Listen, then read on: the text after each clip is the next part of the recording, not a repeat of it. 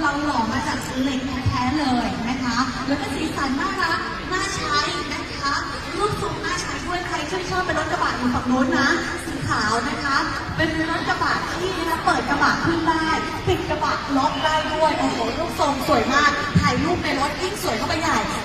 129,000 บาทเท่านั้นเองนะคะติดแอร์ได้นี่บอกเลยว่านะคะคุ้มค่าคุ้มราคาจริงๆอย่างที่ได้บอกไปแล้วก็ไม่ต้องห่วงนะคะเรามีสาขาเยอะแยะมากมายใครสนใจอยากไปทดลองขับนะคะเรามีสาขาใหญ่ที่นะคะดอนเมืองนั่นเองอยู่ถนนประชาอุทิศนะคะแล้วก็ยังมีสาขาที่วิภาวดี